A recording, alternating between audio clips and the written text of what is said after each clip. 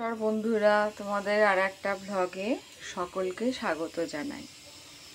এই দেখো, আমি এখানে সাদা তেলের সঙ্গে 1 চামচ ঘি দিয়ে দিয়েছি। ঘি দিয়ে তেলটাকে আমি গরম করে নিচ্ছি। আজকে একটা নতুন মাছের রেসিপি বানাবো।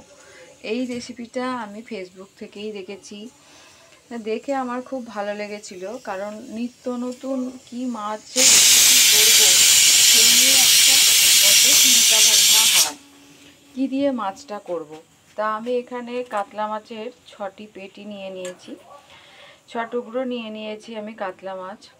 এবার এই কাতলা মাছটাকে আমি নুন মাখিয়ে রেখেছি। এবার এই যে সাদা তেল আর ঘিটা গরম করেছি, এই সাদা তেল আর গরম ঘিতে আমি কাতলা মাছগুলো এক এক করে ভেজে নেব।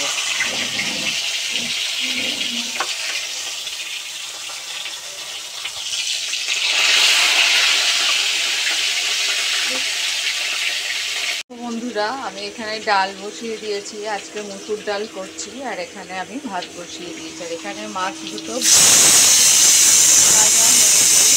এই মাছগুলো এক এক করে আবার ভাজতে বসিয়ে নেব। মাছগুলো আমার সব ভাজা হয়ে গেছে। এখানে সাদা তেল আর ঘি মেশানো যে তেলটা, সেটা এখানে রয়েছে। আর এখানে দেখো, গোলমরিচের গুঁড়ো রয়েছে, এখানে রয়েছে তোমার ধনে গুঁড়ো, দেখো ধনে গুঁড়ো, আর এখানে রয়েছে গরম মশলা গুঁড়ো। তাহলে আমি এক এক করে এবার এই মশলাগুলো আমি এই তেলের মধ্যে দেবো, দিয়ে কষাবো। আর আর লাগবে তোমার এখানে টমেটো কুচি আর কাঁচা লঙ্কা চেরা। তাহলে এগুলো সব দিতে থাকবো, আর তোমরাও দেখতে থাকো। দেখো, ধনে, গোলমরিচের গুঁড়ো আর গরম মশলা গুঁড়ো দিয়ে আমি মশলাটাকে করে নিয়ে এবার এর মধ্যে চেরা কাঁচা লঙ্কা আর তোমার টমেটো কুচিটা দিয়ে দেবো। এই রান্নাটা অত্যন্ত সহজ, কিন্তু খেতে খুব ভালো হয়।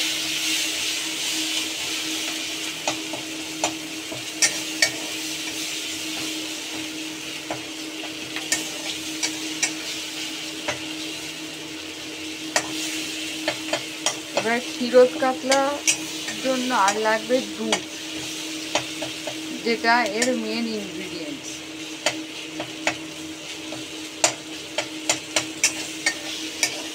এটা আমি মোটামুটি কষিয়ে নিয়েছি, টমেটোগুলোকে গলিয়ে নিয়েছি।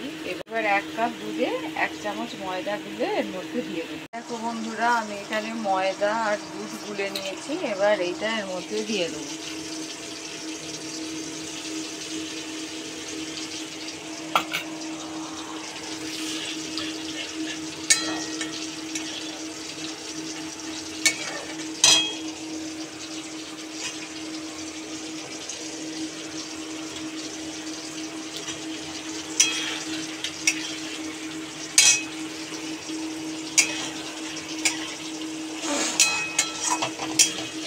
এবার এতে একটু নুন মিষ্টি দিতে হবে। এবার এই দুধের বাটিটা ধুয়ে একটু জল দিয়ে দেবো।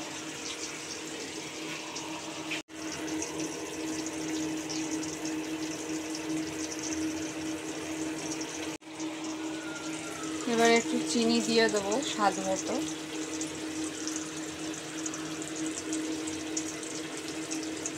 এবার দেখো, তেল ছেড়ে দিয়েছে। এবার এই গরম মশলা গুঁড়ো